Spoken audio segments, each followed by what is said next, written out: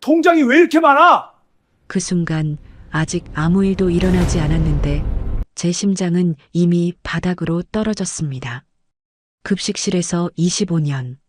아무도 몰래 모은 돈. 그리고 절대 들켜선 안 됐던 비밀 하나. 그날 이후 남편은 제게 이렇게 말했습니다. 부부 재산은 공동 재산이야. 그리고 결국 저는 55세 인생에서 가장 어려운 선택을 하게 됩니다. 사연을 시작하기 전에 구독과 좋아요 부탁드립니다. 저는 오늘도 새벽 5시에 눈을 떴습니다. 알람 소리가 울리기도 전에 몸이 먼저 일어나는 게 25년이라는 시간이 제 몸에 새겨놓은 습관이었어요. 벽 하나를 사이에 둔 옆방에서 남편의 거친 숨소리가 들려왔습니다. 얼굴을 마주칠 필요도 없었죠. 조용히 제 방 이불을 걷어내고 일어나 방문을 살짝 닫았습니다. 세면대 앞에 섰어요. 거울 속 제 얼굴은 55세 치고는 늙어 보였습니다. 아니, 솔직히 말하면 65세쯤 되어 보였어요.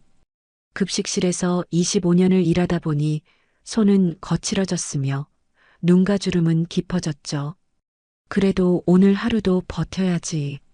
세수를 하고 부엌으로 향했습니다. 남편 아침밥을 차려놓아야 했어요. 비록 저는 6시에 집을 나가지만 남편은 9시에 일어나 혼자 밥을 먹을 테니까요. 밥을 짓고 김치찌개를 끓이고 계란을 부쳤습니다. 기계적인 동작이었어요. 35년간 매일 아침 반복한 일이었으니까요. 35년 그 숫자를 떠올리니 한숨이 나왔습니다. 20살이었어요. 제가 남편을 처음 만났을 때가요. 당시 남편은 23살로 대학생이었습니다. 키도 크고 얼굴도 잘생겼으며 무엇보다 머리가 좋았어요. 말도 잘했고 사람들 앞에서 유머도 잘했죠. 주변 사람들은 다들 부러워했습니다. 영희야, 너 남자 잘 만났다. 저렇게 똑똑한 사람이랑 결혼이라니. 하지만 그 사람들은 몰랐어요. 제가 임신을 했다는 걸, 그래서 급하게 결혼을 해야 했다는 걸, 그리고 그 순간부터 제 인생이 멈춰버렸다는 걸요. 밥상을 다 차려놓고 시계를 봤습니다. 5시 40분. 이제 나갈 시간이었어요. 현관으로 나서려다 거실 한쪽에 놓인 장롱이 눈에 들어왔습니다. 저는 잠시 멈춰서서 그 장롱을 바라봤어요. 저 안에 친정어머니가 결혼할 때 선물이라며 사주신 낡은 이불 아래에 통장 5개가 숨겨져 있었습니다.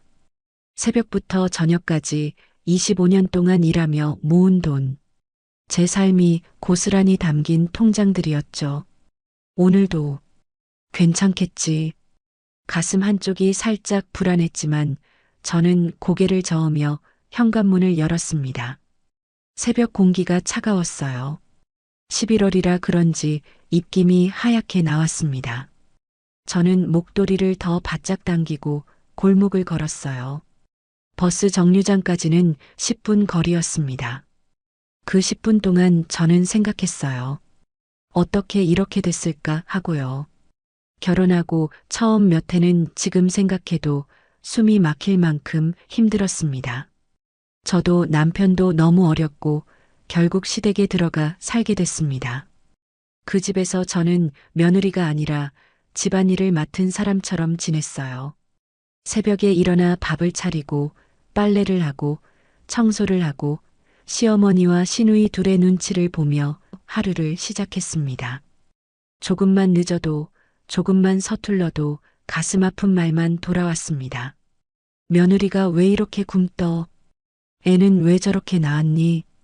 그 말들을 들으면서 첫째 아들 준호를 키웠고 3년 뒤엔 둘째 딸 민지를 낳았습니다.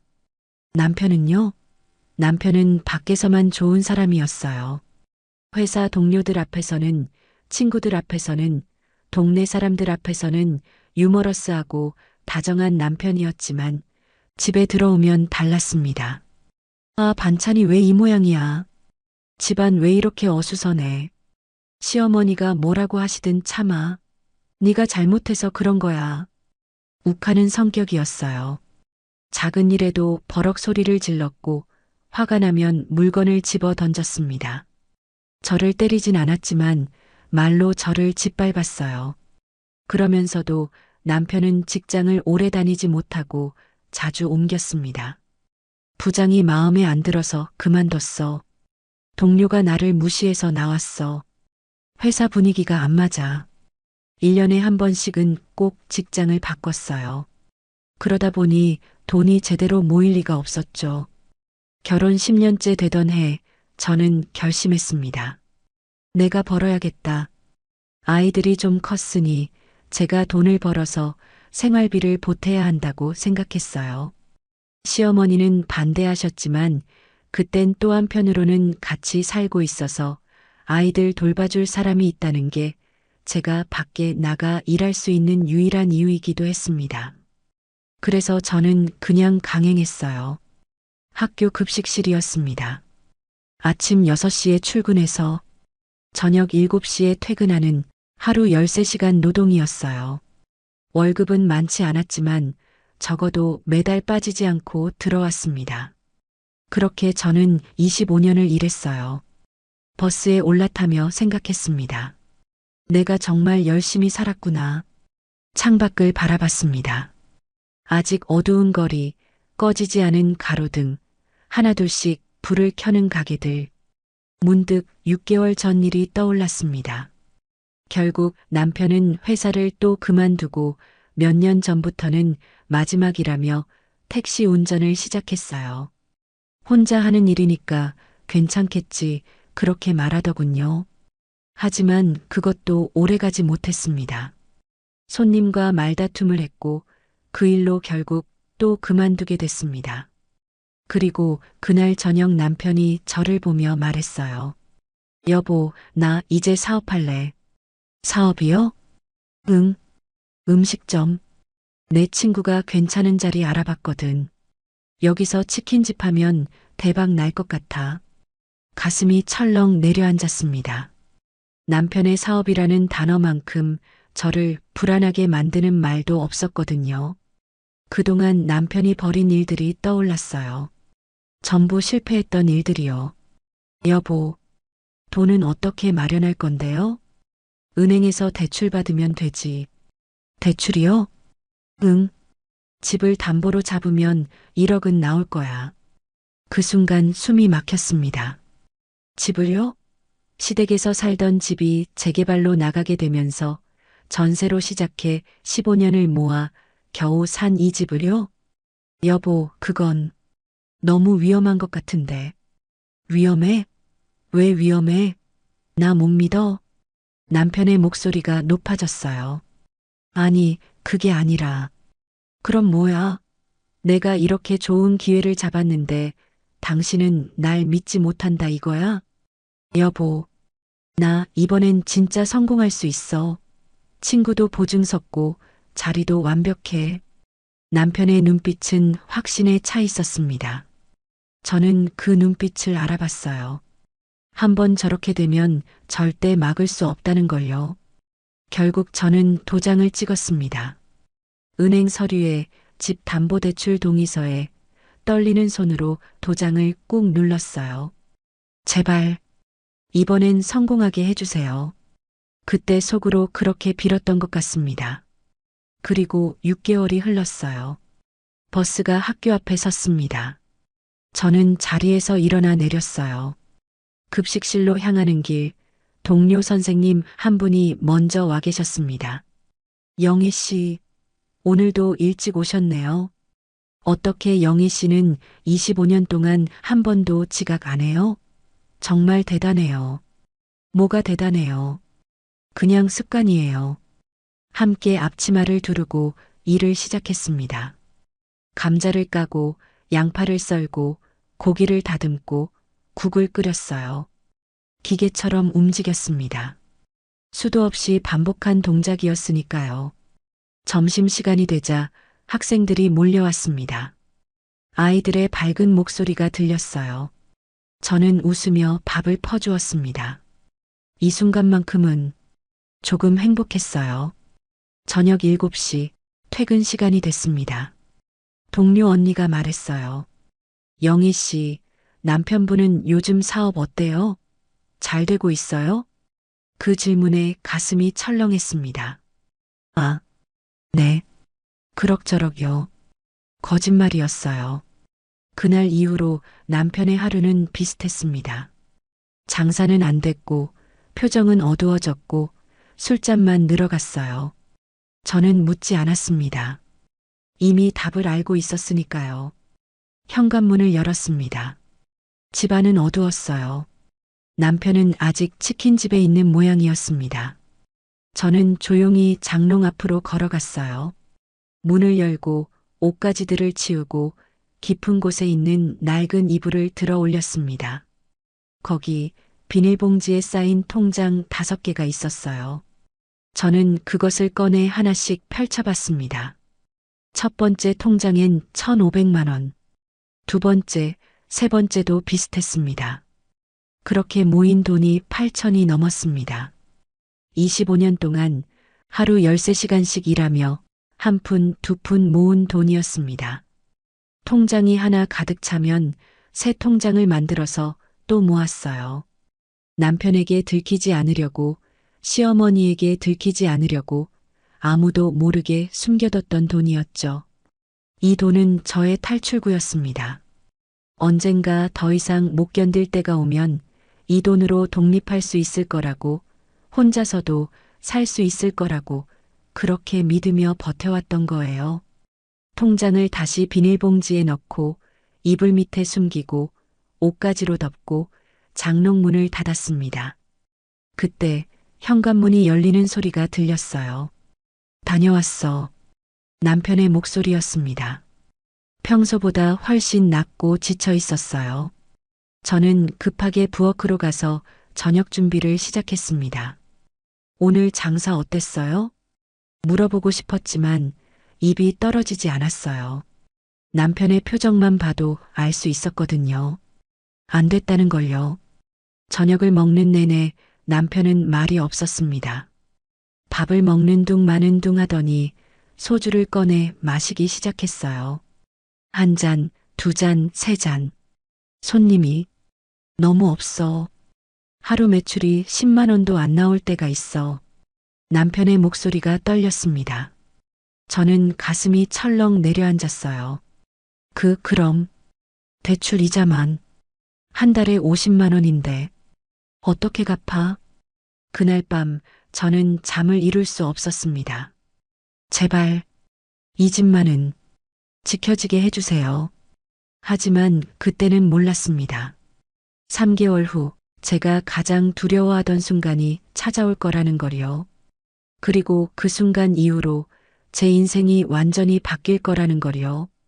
3개월이 흘렀습니다. 남편의 치킨집은 여전히 장사가 안 됐어요. 아니, 정확히 말하면 점점 더 안 됐습니다. 처음 한 달은 그래도 호기심에 찾아오는 손님들이 있었어요. 새로 생긴 가게니까요. 하지만 두 번째 달부터 손님이 뚝 끊겼습니다. 위치가 안 좋아 유동인구가 없어. 경쟁업체가 너무 많은데 메뉴를 바꿔볼까? 남편은 매일 밤 술을 마시며 중얼거렸어요. 저는 그 옆에서 말없이 설거지를 하며 들었습니다. 어느 날 저녁 남편이 치킨집에서 전화를 걸어왔어요. 여보, 오늘 매출이 5만 원이야. 5만 원. 목소리가 떨리고 있었습니다. 저는 뭐라고 위로해야 할지 몰랐어요. 아니, 위로의 말이 목구멍까지 올라왔다가 다시 내려갔습니다. 그러니까 내가 하지 말라는데 왜 했어요? 그 말이 하고 싶었지만 꾹 참았어요. 지금 그 말을 하면 남편이 폭발할 게 뻔했으니까요. 집에 일찍 들어갈게. 전화를 끊고 나서 저는 한참을 부엌 싱크대 앞에 서 있었습니다. 물이 똑똑 떨어지는 소리만 들리는 조용한 부엌에서 가슴속에서 뭔가 무너지는 소리가 들렸어요. 이러다가 정말 집까지 날리는 거 아닐까? 다음 날 아침 저는 평소처럼 새벽 5시에 일어났습니다. 밥을 짓고 국을 끓이고 반찬을 차려놓고 급식실로 출근했어요. 버스 안에서 핸드폰을 보는데 모르는 번호에서 문자가 와 있었습니다. 은행입니다. 대출 이자 납부가 지연되고 있습니다. 연락 부탁드립니다. 손이 떨렸어요. 대출 이자를요? 밀렸다고요? 급식실에 도착해서 바로 남편에게 전화를 걸었습니다. 여보, 은행에서 문자 왔는데 대출 이자가 밀렸대요. 아, 그거. 남편의 목소리가 작아졌어요. 한 달 밀린 거야. 돈이 없어서 이번 달까지는 꼭 이자 낼게. 전화를 끊고 나서 저는 급식실 화장실로 달려가 문을 잠갔습니다. 그리고 변기 뚜껑을 닫고 주저앉았어요. 숨이 제대로 쉬어지지 않았습니다. 가슴이 답답하고 머리가 어지러웠어요. 한 달, 50만 원. 그럼 다음 달엔 100만 원을. 계산이 빠르게 돌아갔습니다.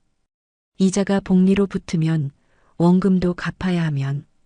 영희 씨, 괜찮아요? 밖에서 동료 언니가 노크를 했어요. 네, 괜찮아요. 금방 나갈게요. 저는 물로 얼굴을 씻고 거울을 봤습니다. 창백한 얼굴이 비쳤어요. 버텨야 해, 나라도 버텨야 해. 그날 하루를 어떻게 보냈는지 기억이 잘 나지 않습니다. 기계처럼 감자를 까고 양파를 썰고 국을 끓였어요. 퇴근하고 집으로 돌아왔어요. 남편은 이미 와 있었습니다. 소파에 앉아 TV를 보고 있었는데 표정이 어두웠어요. 여보, 우리 얘기 좀 해요. 저는 조심스럽게 말을 꺼냈습니다. 뭐? 은행 대출 이자요. 이번 달엔 꼭 갚아야 돼요. 남편은 잠깐 말을 멈췄다가 아무렇지도 않게 말했어요. 그러니까 당신이 좀 내. 네. 제가 잘못 들은 줄 알았어요. 내 월급으로라도 조금 보태면. 보태는 게 아니라 그냥 당신이 내면 되잖아. 남편은 소파에 기대 앉은 채 말했습니다. 마치 너무 당연한 얘기를 하는 것처럼요. 당신 매달 월급 나오잖아. 그걸로 이자부터 막자고. 어차피 내가 사업만 살리면 다 해결돼. 그 월급이 많지도 않고 생활비도 써야 하고. 남편은 그제야 저를 쳐다봤습니다. 생활비? 그건 당신이 알아서 줄이면 되지. 25년이나 일했으면 이제 그 정도는 해야 되는 거 아니야? 그 말에 가슴이 철렁 내려앉았습니다. 제가 열심히 번 돈이 남편 입에서는 당연히 내가 내야 할 돈이 되어 있었어요. 이번 달부터는 이자 당신이 내. 내가 사업만 다시 살려놓을게. 남편은 더 말할 것도 없다는 듯 일어나 방으로 들어갔어요. 쾅! 문이 닫히는 소리가 거실에 울렸습니다. 저는 그대로 거실에 서 있었습니다. TV에서는 누군가 크게 웃고 있었지만 제 귀에는 아무 소리도 들리지 않았어요. 당신이 좀 내. 그 말이 그날 밤 내내 제 머릿속에서 떠나지 않았습니다. 다음 날 더 큰 충격이 왔습니다. 시어머니에게서 전화가 온 거예요. 여보세요, 어머니. 며느리, 상민이가 요즘 힘들다며? 치킨집이 안 된다며? 네. 그게 가족이 좀 도와줘야지. 남편 사업하는데 뭐 하는 거야? 시어머니의 목소리는 날카로웠습니다. 어머니, 저도 일하는데 어떡해. 일? 급식실 일이 뭐가 대단하다고. 그거 아무나 하는 거잖아. 말문이 막혔어요. 그동안 새벽같이 일어나 일한 게 시어머니에게는 아무나 하는 것이었습니다. 며느리 역할 좀 해. 남편 뒷바라지 좀 하라고. 어머니, 됐어. 얘기해봤자 소용없겠네. 너 원래 그런 애니까. 뚝. 전화가 끊어졌습니다. 저는 한참을 핸드폰을 들고 서 있었어요. 손이 떨렸습니다. 그러네. 나는. 그러네. 급식실에서 점심 준비를 하는데 손에서 칼이 미끄러졌어요. 아! 손가락에서 피가 났습니다. 깊지는 않았지만 따가웠어요. 영희 씨, 괜찮아요? 동료 언니가 달려와 반창고를 붙여줬습니다. 괜찮아요. 조심성이 없었네요. 요즘 무슨 일 있어요? 얼굴이 너무 안 좋아 보여요. 아니에요. 그냥 좀 피곤해서요. 거짓말이었어요. 피곤한 게 아니라 무너지고 있었습니다. 그날 저녁 집에 돌아와 저녁 준비를 하고 있었어요. 그때 현관문이 열렸습니다. 다녀왔어. 남편이었습니다. 술 냄새가 났어요. 남편은 소파에 앉자마자 말했어요. 왜 이자 안 냈어? 저도 전기세랑 가스비 내고 장 보고 나면 남는 게 없어요. 남편이 얼굴을 찌푸렸어요. 그럼 생활비를 줄여. 어쨌든 이자는 당신이 내. 그 말만 남기고 남편은 방으로 들어가 버렸습니다. 문 닫히는 소리가 집안에 오래 울렸어요. 2주가 더 지났습니다. 은행에서 또 연락이 왔어요. 이번엔 전화였습니다. 김영희 고객님, 대출 이자가 2개월째 연체 중입니다. 이번 달까지 납부하지 않으시면 법적 조치를 취할 수밖에 없습니다. 네, 알겠습니다. 꼭 갚겠습니다. 전화를 끊고 나서 저는 급식실 창고에 숨어 울었어요. 25년 만에 처음으로 일하는 곳에서 눈물을 흘렸습니다. 나는 뭘 잘못한 거지? 저녁에 남편에게 말했어요. 여보, 은행에서 또 연락 왔어요. 법적 조치까지 얘기했어요. 알았어. 알았다고. 남편이 소리를 질렀습니다. 매일 그 얘기만 하면 어떡해. 나도 힘들다고. 그래도 됐어. 내가 친구한테 돈 빌려서라도 갚을 거야. 친구한테요? 대학 동창이 사업 잘 되니까 거기서 좀 빌려올게. 그 말에 가슴이 철렁했습니다. 친구한테 빌린다고요? 그럼 빚이 더 늘어나는 거잖아요. 여보, 그건 당신이 이자 안 낸다며. 그럼 가만히 있어. 내가 알아서 한다니까. 남편은 그렇게 말하고 방으로 들어가 버렸어요. 저는 거실에 혼자 남아 꺼지지 않은 TV를 멍하니 바라봤습니다. 화면 속에서는 누군가 행복하게 웃고 있었지만 제 눈에는 아무것도 보이지 않았어요. 그리고 한 달 후 제가 가장 두려워하던 순간이 찾아왔습니다. 남편이 친구에게 돈을 빌리는데 실패했고 은행 독촉은 더 심해졌으며 치킨집은 결국 문을 닫았어요. 그리고 어느 날 저녁 제가 급식실에서 돌아왔을 때 장롱이 열려 있었습니다. 그날은 평범한 목요일이었습니다. 아니, 평범하다고 생각했어요. 하지만 그날 저녁 제 인생은 완전히 뒤집혔습니다. 버스에서 내려 집으로 걸어가는데 몸이 유난히 무거웠어요. 아침부터 허리가 아팠고 점심 준비 때 넘어져서 무릎에 멍이 들었으며 오후엔 학생이 쏟은 국에 화상까지 입었습니다. 오늘은 빨리 씻고 자야지. 현관문 앞에 섰습니다. 문을 여는데 이상하게 가슴이 두근거렸어요. 왜 그랬을까요? 무언가 좋지 않은 예감이 들었던 것 같습니다. 여보 다녀왔어. 불을 켰어요. 거실 불이 환하게 들어오며 제 눈에 들어온 광경은 장롱이 활짝 열려 있었습니다. 옷가지들이 바닥에 널브러져 있었고 시어머니가 물려주신 낡은 이불이 구겨져 있었으며 그 위에 비닐봉지가 찢어진 채 놓여 있었어요. 그리고 소파에 남편이 앉아 있었습니다. 손에 통장 5개를 들고요. 숨이 멎었습니다. 심장이 너무 빠르게 뛰어서 귀에서 웅웅거리는 소리가 들렸어요. 여보, 떨리는 목소리로 남편을 불렀습니다. 남편은 천천히 고개를 들었어요. 그 눈빛이 차가웠습니다. 이게 뭐야?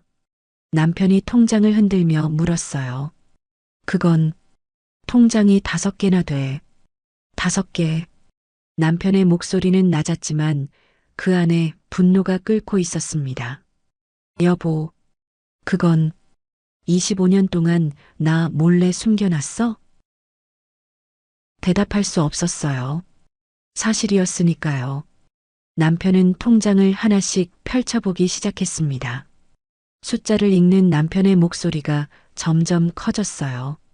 1,000만 원, 3,000만 원, 와 합치면 거의 8,000만 원이네. 여보, 그건 제가. 네가 뭐? 네가 번 돈? 남편이 소파에서 벌떡 일어났습니다. 그래, 네가 벌었어. 급식실에서 25년 동안 벌었겠지. 근데 왜 숨겼어? 그게 왜 나한테 말 안 했어? 우리 부부잖아. 남편의 목소리가 거실에 울려 퍼졌습니다. 저는 한 발 뒤로 물러섰어요. 남편의 얼굴이 붉어지고 있었거든요. 욱하는 성격이 발동하는 신호였습니다. 여보, 진정해요. 진정해? 지금 나보고 진정하라고? 남편이 통장을 바닥에 집어던졌어요. 탁, 탁, 탁. 통장들이 바닥에 떨어졌습니다. 당신 지금 나를 바보로 만든 거야.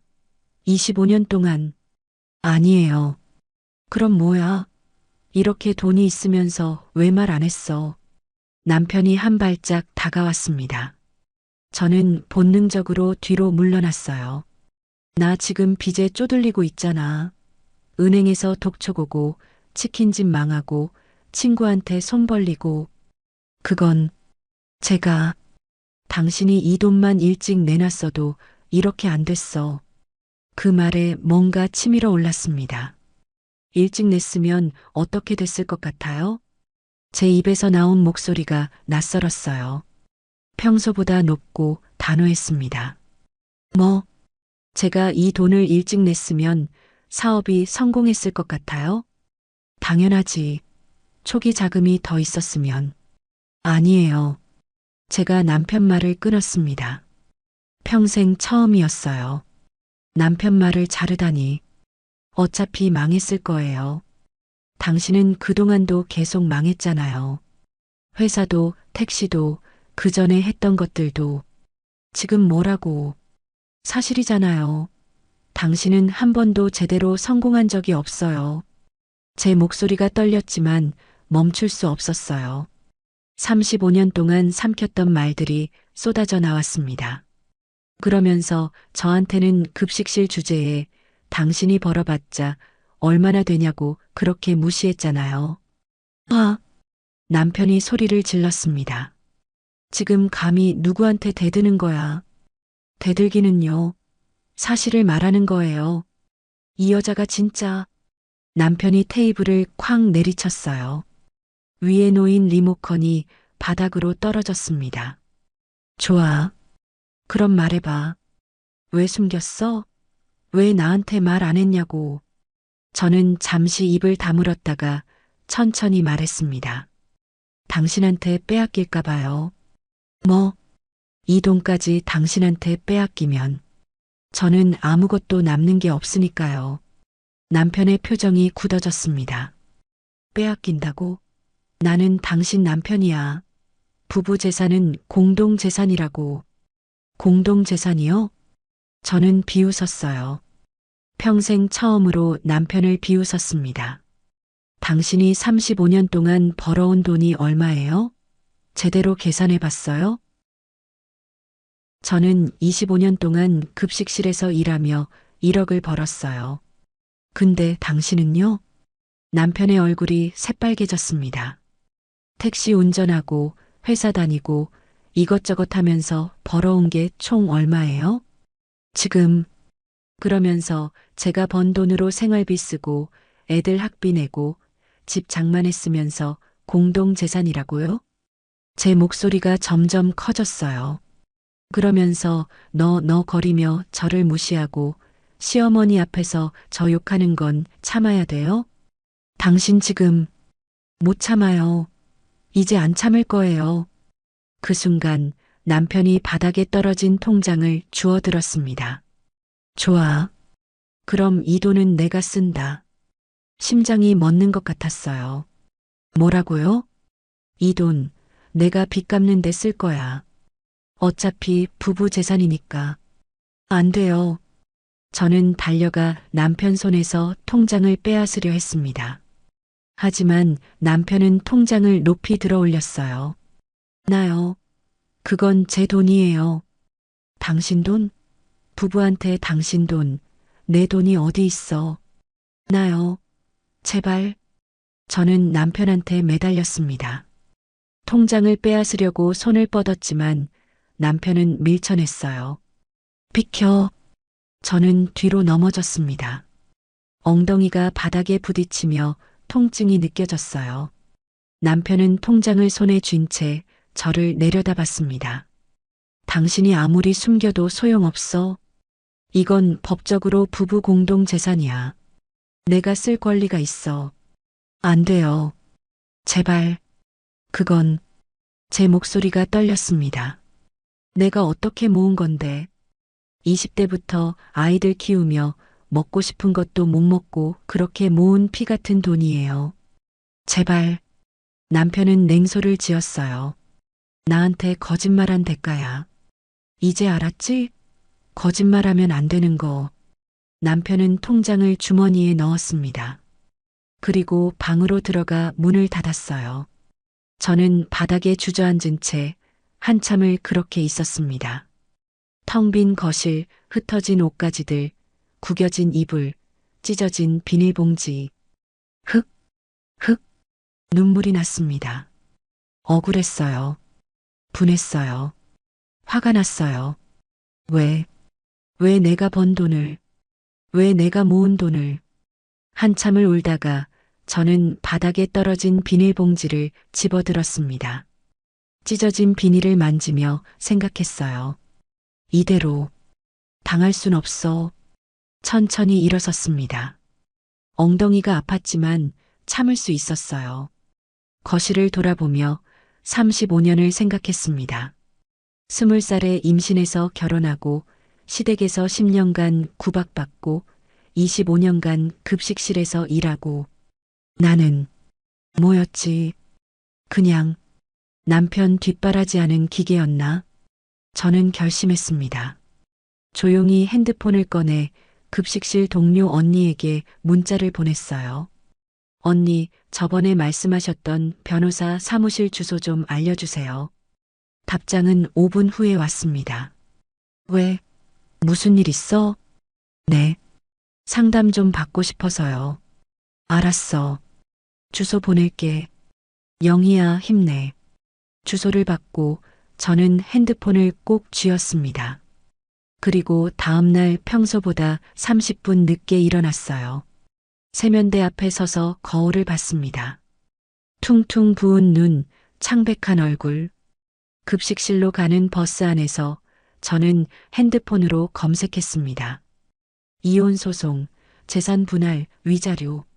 한 번도 검색해 본 적 없는 단어들이었어요. 급식실에 도착해서 동료 언니를 만났습니다. 영희야, 괜찮아? 얼굴이 왜 그래? 언니, 저 변호사 만나러 가려고요. 언니는 제 손을 꽉 잡았어요. 잘 생각했어. 영희야, 너 인생이야. 고마워요, 언니. 그날 점심시간이 끝나고 저는 원장님께 말씀드렸습니다. 원장님, 오늘 조퇴 좀 해도 될까요? 급한 일이 있어서요. 오후 2시, 저는 버스를 타고 변호사 사무실로 향했습니다. 높은 빌딩 5층에 있는 작은 사무실이었어요. 김민수 변호사 사무실. 문패를 보며 한참을 망설였습니다. 하지만 어젯밤 남편의 얼굴이 떠올랐어요. 통장을 빼앗으며 냉소짓던 그 얼굴이요. 부부 공동 재산이야. 당신이 거짓말한 대가야. 손잡이를 잡고 문을 열었어요. 어서 오세요. 젊은 변호사가 저를 맞아주었습니다. 앉으세요. 무슨 일로 오셨어요? 저는 천천히 입을 열었습니다. 저 이혼 상담 받으러 왔습니다. 그 말이 입 밖으로 나오는 순간 눈물이 또 흘러내렸어요. 변호사는 조용히 휴지를 건네주며 기다려줬습니다. 천천히 말씀하세요. 괜찮아요. 저는 모든 걸 말했습니다. 20살에 임신해서 결혼한 것, 시댁에서 10년간 구박받은 것, 25년간 급식실에서 일한 것, 남편이 직장을 자주 옮긴 것, 사업이 망한 것, 어제 통장을 빼앗긴 것. 1시간 동안 쏟아냈어요. 변호사는 끄덕이며 메모했습니다. 알겠습니다. 증거가 있으면 이길 수 있어요. 증거요? 네. 김영애 씨가 25년간 경제활동을 했다는 증거, 급여 명세서 같은 것들이요. 그리고 혹시 남편분의 폭언이나 폭력 증거가 있나요? 폭력은 때린 적은 없어요. 근데 폭언은 녹음 파일이나 문자 같은 게 있으세요? 아니요. 없어요. 그럼 앞으로 모으세요. 녹음을 하시든 증인을 확보하시든. 변호사는 명함을 건네며 말했어요. 일단 오늘은 상담만 하시고 집에 가서 천천히 생각해 보세요. 이혼은 큰 결정이니까요. 네. 감사합니다. 사무실을 나오며 저는 명함을 꽉 쥐었습니다. 집으로 돌아가는 버스 안에서 창밖을 바라봤습니다. 석양이 지고 있었어요. 붉은 하늘이 아름다웠지만 제 마음은 무거웠습니다. 정말 이혼을 해야 하나? 35년을 이렇게 끝내야 하나? 하지만 동시에 알고 있었어요. 더 이상은 못 참겠다는 거리요. 변호사 사무실에서 돌아오는 길은 유난히 길게 느껴졌습니다. 버스 창밖으로 보이는 거리의 불빛들이 흐릿하게 번져 보였어요. 눈에 눈물이 고여서 그랬던 것 같습니다. 머릿속이 복잡했어요. 변호사의 말이 계속 맴돌았습니다. 증거가 있으면 이길 수 있어요. 재산 분할도 자세히 봐야 하지만 7대3 정도 가능합니다. 위자료도 받을 수 있고요. 하지만 동시에 두려웠어요. 이혼을 한다는 건 55년 인생에서 한 번도 해본 적 없는 일이었으니까요. 버스에서 내려 집으로 걸어가는데 현관 앞에 불이 켜져 있었습니다. 남편이 벌써 와 있나? 가슴이 철렁했어요. 오늘 조퇴한 걸 들켰으면 어떡하지? 변호사 만난 걸 알면 어떡하지? 조심스럽게 현관문을 열었습니다. 다녀왔습니다. 거실에 불이 켜져 있었는데 소파에 앉아 있는 사람은 남편이 아니었어요. 엄마, 아들 준호였습니다. 준호야? 넌 어쩐 일이야? 회사는? 오늘 반찬했어요. 준호는 평소보다 표정이 굳어 있었습니다. 엄마 앉으세요. 할 얘기가 있어요. 뭔가 심상치 않은 분위기였어요. 저는 천천히 소파에 앉았습니다. 준호는 잠시 망설이다가 조심스럽게 입을 열었어요. 엄마, 어제 아빠가 통장 찾은 거 알아요. 심장이 쿵 떨어졌습니다. 너, 어떻게? 아빠가 저한테 전화했어요. 내 엄마가 25년 동안 돈을 몰래 숨겼다고. 준호의 목소리는 차분했지만 눈빛은 흔들리고 있었어요. 준호야, 그건 괜찮아요, 엄마. 저 이해해요. 응? 엄마가 왜 숨겼는지, 왜 아무한테도 말 안 했는지 다 알아요. 준호가 제 손을 잡았습니다. 엄마, 이혼하려고요? 그 질문에 숨이 막혔어요. 어떻게 알았을까요? 준호는 항상 그랬어요. 말하지 않아도 아는 아이였습니다. 너, 엄마 오늘 조퇴하신 거 알아요. 어디 갔는지도 짐작해요. 준호는 배낭을 집어들더니 그 안에서 뭔가를 꺼냈습니다. 작은 USB였어요. 이게 뭐니? 엄마 드릴 거예요. 준호가 USB를 제 손에 쥐어줬습니다. 이 안에 녹음 파일들이 들어있어요. 녹음? 네. 아빠가 엄마한테 하는 폭언들이요. 저는 눈이 커졌습니다. 준호야, 너 설마 10년 전부터 녹음했어요. 준호의 목소리가 조금 떨렸어요. 처음엔 그냥 기록으로 남기고 싶었어요. 나중에 기억이 흐려질까봐. 근데 시간이 지나면서 생각했어요. 언젠가 엄마한테 필요할 수도 있겠다고. 눈물이 났습니다. 준호야, 10년이에요, 엄마. 10년 동안 제가 녹음한 파일만 200개가 넘어요. 준호야, 미안해. 왜 엄마가 미안해요? 준호가 제 손을 꽉 잡았습니다.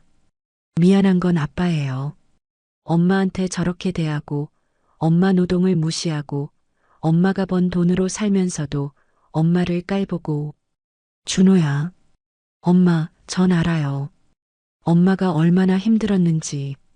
준호의 눈에 눈물이 고였어요. 초등학교 때부터 봤어요. 엄마가 새벽 5시에 일어나서 밥 차리고 급식실 가고 저녁 7시에 돌아와서 또 저녁 차리고 그러면서도 아빠한테 욕 듣고. 준호야, 그만. 안 그만해요. 준호가 처음으로 목소리를 높였습니다. 전 알아야 돼요. 제가 왜 결혼을 안 하는지. 그 말에 가슴이 철렁했어요. 뭐? 엄마, 전 결혼 안 한 게 아니에요. 못하는 거예요. 준호가 고개를 떨궜습니다. 아빠 같은 사람이 될까봐 무서워서. 결혼하면 저도 아내한테 그렇게 할까봐. 준호야, 넌 그런 사람 아니야. 어떻게 알아요? 전 아빠 아들이잖아요. 준호의 목소리가 떨렸어요. 어릴 때부터 봤어요. 아빠가 엄마한테 소리 지르고 물건 던지고 엄마 무시하는 거. 그게 제 안에도 있을까봐. 너무 무서웠어요. 준호야, 저는 아들을 안아줬습니다. 35살 어른이지만 그 순간엔 어린아이처럼 느껴졌어요. 엄마, 이혼하세요. 준호가 제 품에서 말했습니다.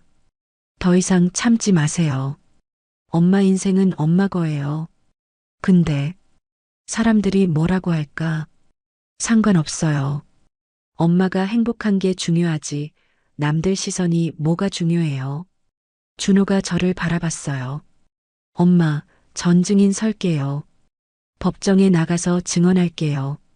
아빠가 엄마한테 어떻게 했는지. 준호야, 그래도 아빠잖니. 괜찮아요. 전 아빠 없어도 돼요. 엄마 편이에요. 엄마가 옳은 거니까. 그 말에 눈물이 멈추지 않았습니다. 고마워. 정말 고마워. 한참을 울다가 문득 물었어요. 민지는 알아? 그 질문에 준호의 표정이 굳어졌습니다. 네. 제가 말했어요. 뭐라고 하던? 지금 오고 있어요. 조금 있으면 도착할 거예요. 그때 초인종이 울렸습니다. 띵동. 저와 준호는 서로를 바라봤어요. 준호가 일어나 문을 열었습니다. 딸 민지가 들어왔습니다. 얼굴이 상기되어 있었어요. 엄마. 민지가 저를 보자마자 소리쳤습니다. 엄마, 오빠한테 들었어요. 이혼하려고요? 민지야. 안 돼요. 민지의 목소리가 낮아졌어요.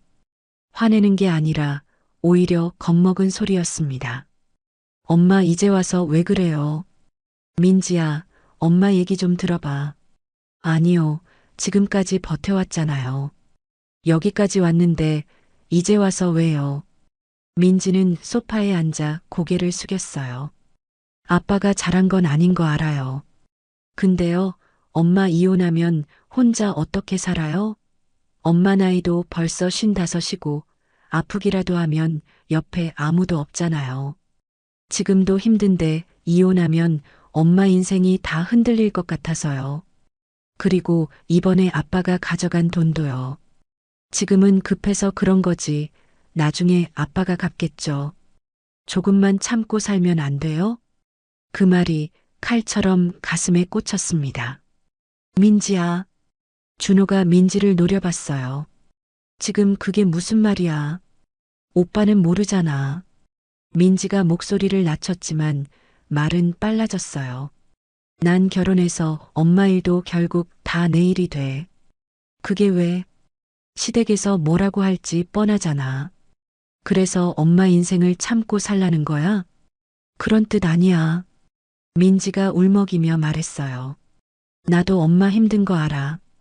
근데 이혼하면 다들 우리 가족을 다르게 볼 거잖아.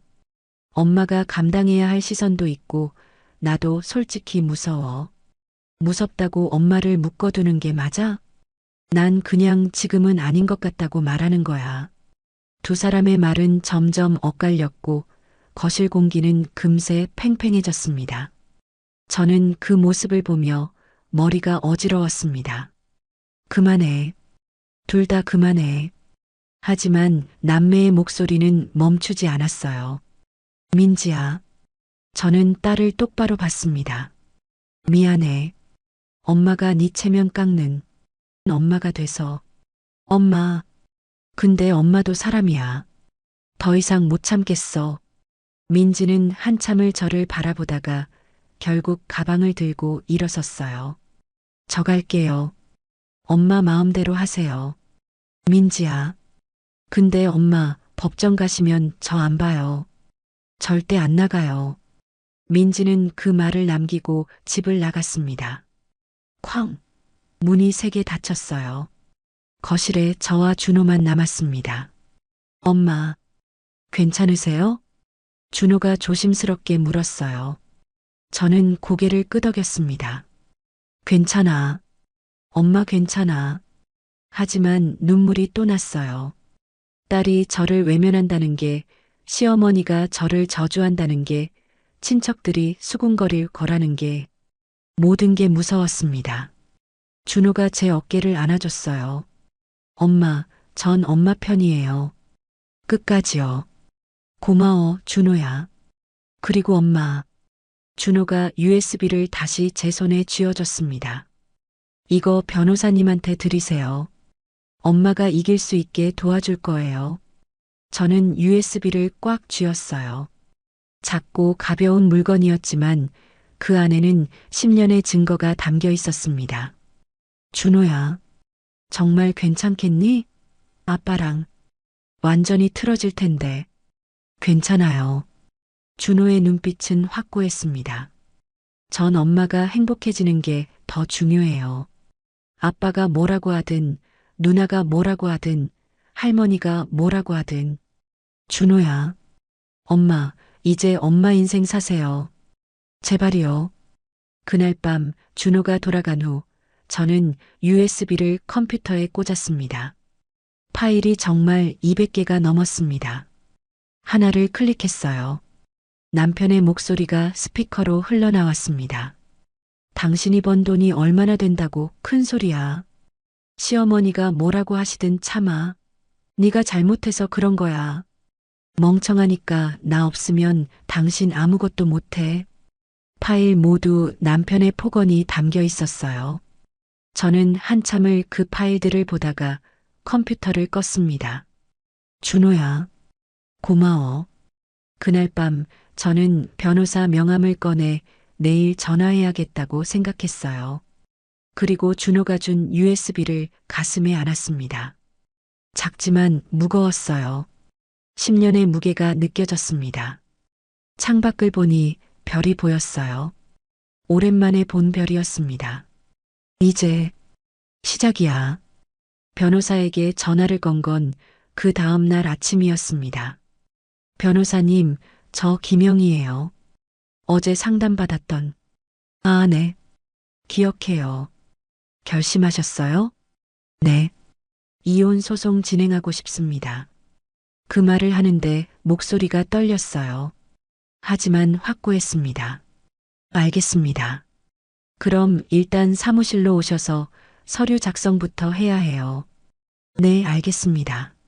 전화를 끊고 나서 저는 한참을 핸드폰을 들고 서 있었어요. 정말 시작됐구나. 그날 오후 저는 급식실 일을 마치고 변호사 사무실로 갔습니다. 배낭에는 준호가 준 USB 그리고 급여 명세서가 들어 있었어요. 이거 정말 중요한 증거예요. 김영애 씨가 25년간 꾸준히 경제활동을 했다는 걸 증명하니까요.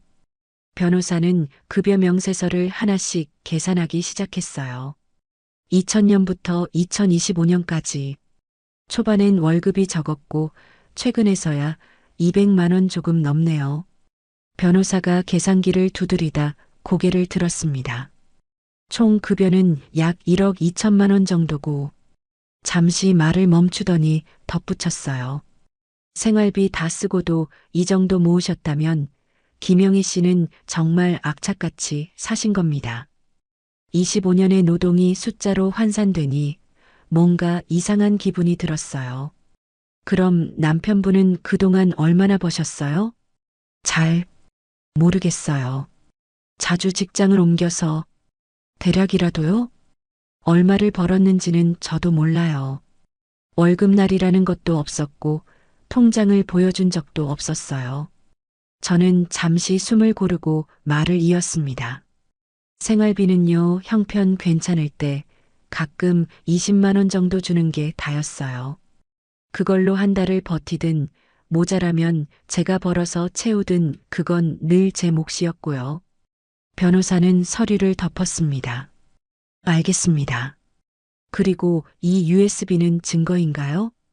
변호사가 USB를 받아들었습니다. 아들이 10년 동안 녹음한 파일들이에요. USB를 컴퓨터에 꽂자 200개가 넘는 파일이 나타났어요. 변호사는 몇 개를 랜덤으로 재생했습니다. 변호사의 표정이 굳어졌어요. 이런 게 200개나 되나요? 네. 이건 정말 강력한 증거예요. 정서적 학대, 폭언, 모욕. 다 해당돼요. 변호사는 서류를 작성하기 시작했습니다. 좋아요. 이 정도면 충분히 이길 수 있어요. 재산 분할도 7대3 이상 가능하고 위자료도 3천만 원 이상 받을 수 있을 거예요. 정말요? 네. 김영애 씨가 경제적으로 더 많이 기여했고 남편분의 폭언과 모욕이 증명되니까요. 그날 저는 이혼 소송 서류에 도장을 찍었습니다. 손이 떨렸지만 꾹 눌렀어요. 딱 그 소리와 함께 35년이 끝나기 시작했습니다. 2주 후 법원에서 연락이 왔어요. 첫 재판 날짜가 잡혔다고요. 그리고 그 소식을 남편도 받았을 겁니다. 그날 저녁 남편에게서 전화가 왔어요. 여보. 남편의 목소리는 평소와 달리 낮고 조심스러웠습니다. 이혼 소송? 진짜 할 거야? 네. 왜? 우리 35년을 같이 살았잖아. 그래서 더 이상 못 참겠어요. 여보, 내가 잘못했어. 다시 생각해봐. 됐어요. 여보. 남편의 목소리가 높아졌지만 저는 전화를 끊었습니다. 재판 전날 밤 잠이 오지 않았어요. 내일 법정에 서는구나. 내 인생의 법정이라니. 두려웠습니다. 떨렸어요. 하지만 동시에 각오도 됐어요. 다음 날 아침 저는 가장 단정한 옷을 입었습니다. 거울을 봤어요.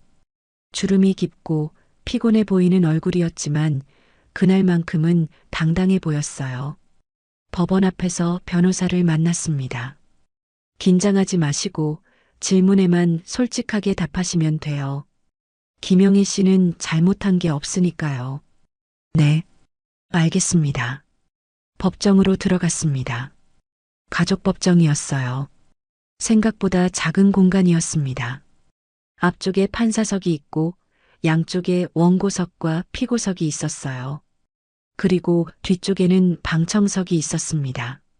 방청석에는 벌써 사람들이 앉아 있었어요. 시어머니가 보였습니다. 얼굴이 굳어 있었어요. 그리고 남편 쪽 친척 몇 명, 동네 아는 사람들. 저쪽 편은 사람이 많았는데 제 편은 준호 혼자였습니다. 민지는 역시 안 왔구나. 가슴이 아팠지만 예상했던 일이었어요. 피고인 이상민 입장하십니다. 법원 직원의 목소리가 울렸습니다. 문이 열리고 남편이 들어왔어요. 남편도 정장을 입고 있었습니다. 머리를 말끔히 빗어 넘겼고 표정은 침울했어요. 남편과 눈이 마주쳤습니다. 남편은 제게 뭔가 말하려는 듯 입을 열었지만 저는 고개를 돌렸어요. 재판장님 입장하십니다. 모두 일어나 주십시오. 판사가 들어왔습니다. 50대쯤 돼 보이는 여자 판사였어요. 앉으십시오. 재판이 시작됐습니다. 이혼 소송 사건, 원고 김영애, 피고 이상민 건입니다. 원고 측 변호인 소장 요지를 진술해 주십시오. 저희 변호사가 일어났어요. 원고 김영희는 피고 이상민과 35년간 혼인 생활을 유지했으나 피고의 지속적인 폭언, 경제적 무책임, 정서적 학대로 인해 혼인을 계속할 수 없다고 판단하여 이혼을 청구합니다. 피고 측 변호인, 남편 쪽 변호사가 일어났습니다. 피고는 35년간 성실하게 가정을 지켜왔으며 일시적인 사업 실패로 인한 경제적 어려움을 원고가 이혼 사유로 삼는 것은 부당하다고 주장합니다. 판사가 고개를 끄덕였어요. 증거 제출하십시오. 저희 변호사가 서류 뭉치를 제출했습니다. 원고의 25년간 급여 명세서입니다. 총 근로소득 1억 2천만 원이 증명됩니다. 방청석에서 웅성거리는 소리가 들렸어요. 그리고 피고의 폭언을 녹음한 파일 200개가 담긴 USB입니다. 판사가 USB를 받아 컴퓨터에 꽂았어요. 몇 개 파일을 재생했습니다. 남편의 목소리가 법정에 울려 퍼졌고 방청석이 술렁였어요. 당신이 번 돈이 얼마나 된다고. 시어머니의 얼굴이 창백해졌고 동네 사람들이 서로 얼굴을 쳐다봤어요. 판사가 재생을 멈췄습니다. 알겠습니다. 피고 측 반박하십시오. 남편 쪽 변호사가 일어났어요. 이것은 부부간의 일시적 다툼일 뿐이며 35년 혼인 생활 중 일부만을 편집한 것입니다. 일부라고요? 저희 변호사가 반박했습니다. 200개가 넘는 파일이 10년간 꾸준히 녹음됐습니다. 이것이 일시적 다툼이라고 할 수 있습니까? 그럼에도 피고는 35년간 가정을 지켜온 가장이며 가장이라고요? 저희 변호사가 급여 명세서를 들어보였어요. 원고가 1억 2천만 원을 번 동안 피고가 번 돈은 5천만 원도 안 됩니다. 누가 진짜 가장입니까? 방청석이 또 술렁였어요. 남편의 얼굴이 붉어졌습니다. 변호사님, 남편이 자기 변호사에게 뭔가 속삭였어요. 남편 변호사가 말했습니다. 피고는 원고의 급식실 근무를 적극 지지했으며 가정의 경제적 안정을 위해 함께 노력했습니다. 거짓말입니다. 제 입에서 말이 튀어나왔어요. 판사가 저를 봤습니다. 원고 발언하시겠습니까? 네. 죄송합니다. 하지만 남편은 제 일을 지지한 적이 없습니다. 판사가 제 눈을 똑바로 봤어요. 구체적으로 말씀해 주시겠어요? 네. 저는 숨을 깊이 들이쉬었습니다. 저는 20살에 임신을 해서 급하게 결혼했습니다. 처음 10년은 시댁에서 살며 구박을 받았고 그 후 25년은 급식실에서 일했습니다. 새벽 5시에 일어나 저녁 7시까지 일했습니다. 쉬는 날도 거의 없었어요. 그렇게 번 돈으로 생활비를 냈고 아이들 학비를 냈고 집도 마련했습니다. 제 목소리가 떨렸지만 계속했어요. 하지만 남편은 제 노동을 인정한 적이 없습니다. 오히려 무시했어요. 그런 말들을 35년간 들으며 살았습니다. 방청석이 조용해졌어요. 그리고 6개월 전 남편이 사업을 시작했습니다. 집을 담보로 대출을 받아서요. 저는 반대했지만 남편은 강제로 제 도장을 받아갔습니다. 그 사업은 어떻게 됐습니까? 망했습니다. 그리고 남편은 제가 25년간 몰래 모아둔 통장을 찾아내서 가져갔습니다. 몰래 모았다고요? 네. 남편한테 빼앗길까봐 장롱 깊은 곳에 숨겨뒀습니다. 제 목소리가 점점 작아졌어요. 그게 제 유일한 희망이었거든요. 언젠가 도저히 못 견디면 그 돈으로 나가려고 그렇게 버텼는데 눈물이 났습니다. 남편이 그것마저 빼앗아 갔습니다. 판사가 잠시 침묵했어요. 피고 이에 대해 할 말 있습니까? 남편이 일어났습니다. 판사님, 저는 가정을 위해 열심히 살았습니다. 남편의 목소리도 떨렸어요. 사업이 실패한 건 맞습니다. 하지만 저도 최선을 다했어요. 가족을 위해서요. 가족을 위해서라고요? 저희 변호사가 반박했습니다. 그럼 아내가 모은 돈을 동의도 없이 가져간 것도 가족을 위해서입니까? 그건 빚을 갚기 위해서 아내 동의 없이요? 남편이 말을 잇지 못했어요. 증인 신청합니다. 저희 변호사가 말했습니다. 아들 준호가 증인석에 섰습니다. 짧은 침묵 끝에 준호는 이렇게 말했습니다. 아버지는 평생 어머니를 무시했습니다. 그걸 저는 아이 때부터 봤습니다. 그 모습을 보고 자라왔기에 저는 정서적으로 불안한 상태입니다. 준호는 증인석에서 길게 말하지 않았습니다. 하지만 필요한 말은 모두 했습니다. 그가 말한 건 아버지의 폭언과 어머니의 25년이었습니다. 그 한마디에 법정은 더 이상 조용해질 수 없을 만큼 조용해졌습니다. 증인 신문 마치겠습니다. 준호가 증인석에서 내려왔어요. 방청석으로 가면서 저를 한번 봤습니다. 눈빛으로 말하는 것 같았어요. 엄마, 괜찮아요. 판사가 서류를 정리하며 말했습니다. 양측 최후 변론하십시오. 남편 변호사가 일어났어요. 피고는 35년간 가정을 지켜온 남편이며 일시적 실수가 있었을지라도 이혼까지 할 사유는 아니라고 주장합니다. 저희 변호사가 일어났습니다. 원고는 35년간 경제적, 정서적 학대를 받아왔습니다. 이것은 일시적 실수가 아니라 지속적인 폭력입니다. 원고는 더 이상 이 결혼을 유지할 수 없으며 마땅히 이혼과 재산 분할, 위자료를 받을 권리가 있습니다. 판사가 고개를 끄덕였어요. 알겠습니다. 오늘 재판은 여기까지 하겠습니다. 판결은 2주 후 선고하겠습니다. 쾅! 망치 소리가 울렸습니다. 재판이 끝났어요. 사람들이 일어나 나가기 시작했습니다. 남편은 저를 노려봤어요. 그 눈빛이 증오로 가득했습니다. 하지만 저는 피하지 않았어요. 똑바로 마주봤습니다. 준호가 제 옆으로 왔어요. 엄마, 잘하셨어요. 고마워, 준호야. 밖으로 나가는데 시어머니가 저를 막아섰습니다. 너, 어머니, 너, 정말 이럴 거야? 시어머니의 목소리가 떨렸어요. 네, 죄송합니다. 후회할 거야. 혼자 늙는 게 얼마나 외로운지. 그래도 남편한테 무시당하며 사는 것보단 나을 것 같아요. 시어머니는 한참을 저를 보다가 고개를 돌렸어요. 알아서 해라. 그리고 떠나갔습니다. 법원 밖으로 나왔어요. 햇살이 눈부셨습니다. 준호가 제 손을 잡았어요.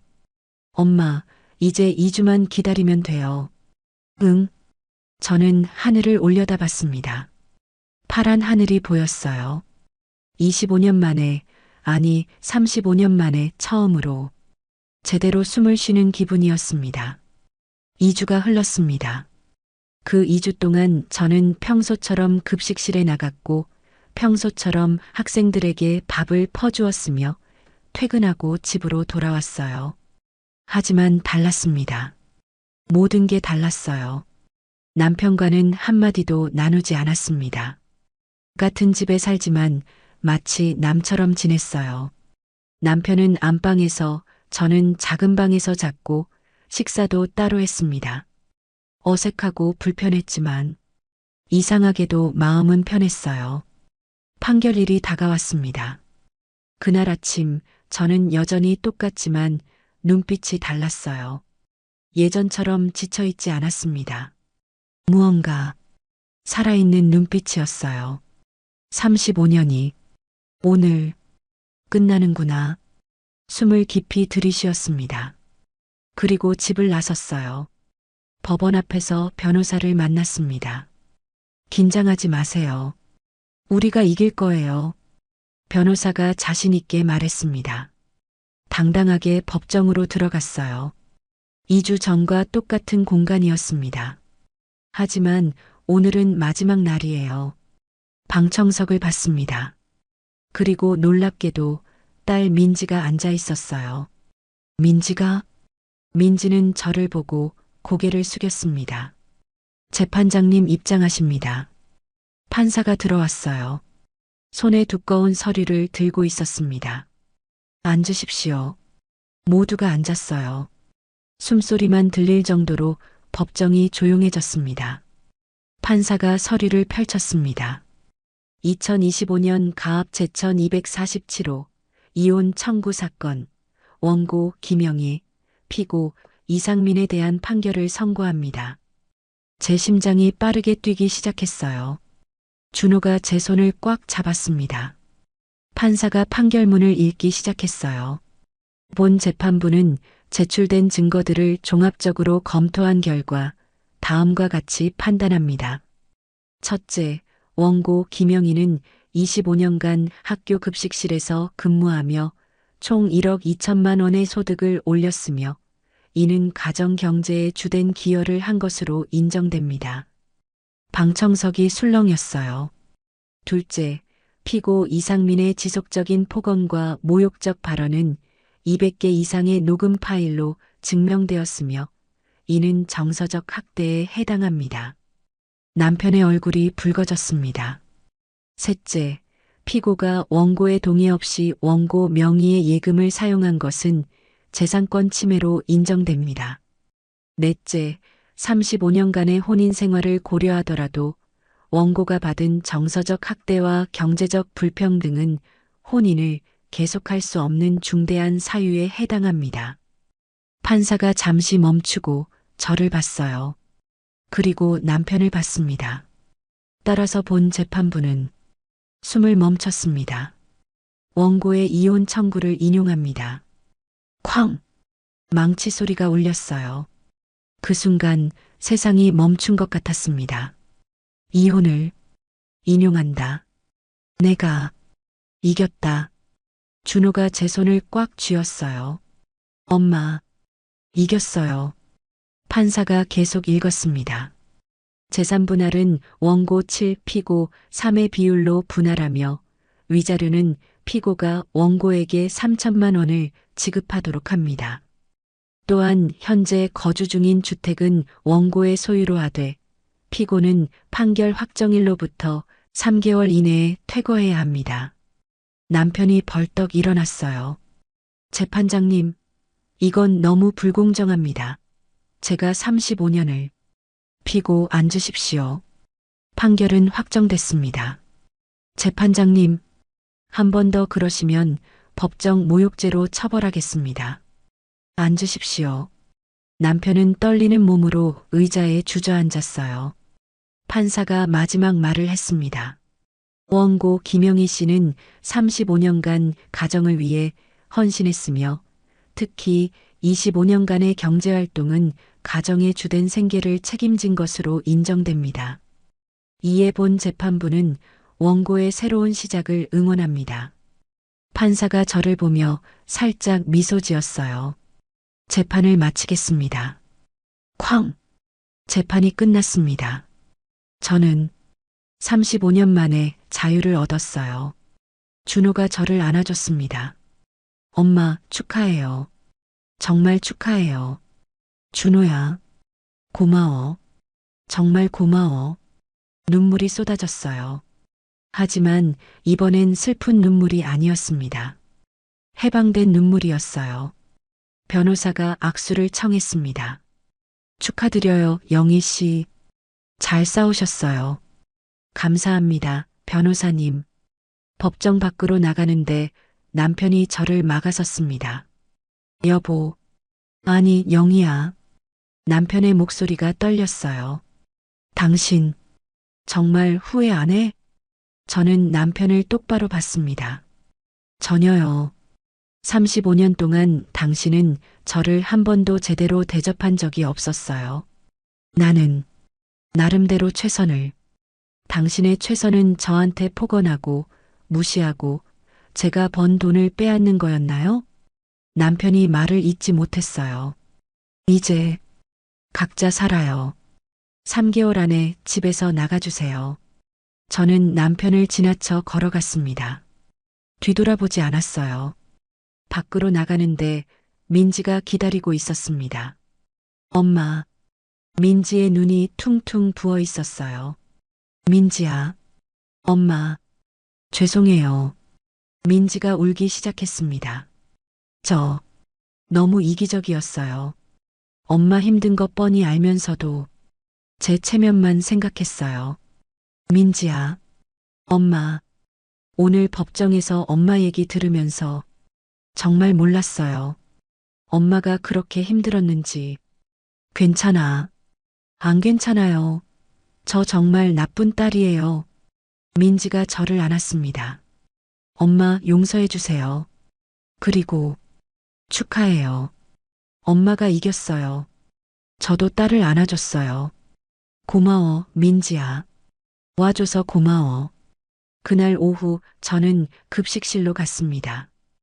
원장님을 찾아뵀어요. 원장님, 저 그만두려고요. 25년 동안 정말 감사했습니다. 원장님은 놀란 표정이었지만 곧 이해한다는 듯 고개를 끄덕였어요. 영희 씨, 새로운 시작하시는 거죠? 네. 이제 좀 쉬고 싶어요. 그러세요. 영희 씨는 충분히 쉴 자격 있어요. 2주 후 제 마지막 출근 날이었습니다. 동료 언니들이 꽃다발을 준비해줬어요. 25년의 무게가 느껴졌습니다. 퇴근 후 마지막으로 앞치마를 벗었어요. 영희야, 행복해야 돼. 알았지? 응. 고마워, 언니. 급식실을 나서며 뒤돌아봤어요. 제가 무려 25년을 보낸 공간이었습니다. 집으로 돌아오는 버스 안에서 창밖을 바라봤어요. 석양이 지고 있었습니다. 붉은 하늘이 아름다웠어요. 이제 새로운 시작이야. 남편은 이미 짐을 싸서 나간 상태였어요. 판결 후 일주일 만에 나갔습니다. 집은 텅 비어 있었지만 평화로웠어요. 준호가 거실에서 기다리고 있었습니다. 엄마 오셨어요? 오늘이 마지막 날이었죠? 응. 꽃다발 예쁘네요. 동료 언니들이 줬어. 준호가 미소 지었어요. 엄마 앞으로 뭐 하실 거예요? 글쎄, 일단은 좀 쉬고 싶어. 좋은 생각이에요. 25년 동안 쉬지 않으셨으니까. 저는 장롱 앞으로 걸어갔습니다. 통장을 하나씩 꺼내 거실 테이블 위에 펼쳐 놓았습니다. 25년간 장롱 깊은 곳에 숨겨져 있던 통장들이 이제는 햇빛 아래 당당히 놓여 있었습니다. 엄마, 이 돈으로 뭐 하실 거예요? 준호가 물었어요. 글쎄, 생각해 봤는데 작은 식당이라도 하나 차리고 싶어. 식당이요? 응. 25년 동안 급식실에서 일했잖아. 요리는 자신 있어. 작은 곳이라도 내 이름으로 운영해보고 싶어. 준호가 환하게 웃었어요. 좋아요. 전 엄마 요리 세상에서 제일 맛있다고 생각해요. 고마워, 준호야. 저는 통장을 쓰다듬으며 생각했어요. 이 돈이면 충분해. 작은 식당 하나 차리기엔. 준호가 제 어깨에 손을 얹었어요. 엄마, 전 엄마가 행복하시면 그걸로 충분해요. 준호야. 너는? 저요? 응. 너도 이제 결혼 생각해봐도 되지 않을까? 준호가 잠시 생각하더니 미소 지었어요. 엄마가 행복해지는 걸 보니까 저도 용기가 나는 것 같아요. 정말? 네. 저는 아빠 같은 사람이 안 될 수 있을 것 같아요. 엄마처럼 강한 사람 곁에서 자랐으니까요. 눈물이 났습니다. 준호야, 엄마, 울지 마세요. 이제 행복할 일만 남았잖아요. 응, 그래. 그날 저녁 준호와 단둘이 저녁을 먹었어요. 제가 직접 만든 된장찌개와 김치, 그리고 계란말이. 엄마, 역시 엄마 손맛이 최고예요. 그래, 맛있어? 네. 나중에 엄마 식당 차리면 대박 날 거예요. 둘이서 웃으며 밥을 먹었습니다. 오랜만에, 아니, 어쩌면 처음으로 편하게 밥을 먹는 기분이었어요. 식사 후, 저는 혼자 베란다에 나갔습니다. 밤하늘을 올려다봤어요. 별이 보였습니다. 도시에서 보기 힘든 별들이 반짝이고 있었어요. 가슴에 손을 얹었습니다. 심장이 뛰고 있었어요. 힘차게요. 55세? 아직 늦지 않았어. 이제부터가 진짜 내 인생이야. 다음 날 아침 저는 평소보다 늦게 일어났습니다. 7시였어요. 처음으로 7시에 일어났습니다. 급식실에 갈 필요가 없었거든요. 창문을 열었어요. 햇살이 들어왔습니다. 오늘은 뭘 하지?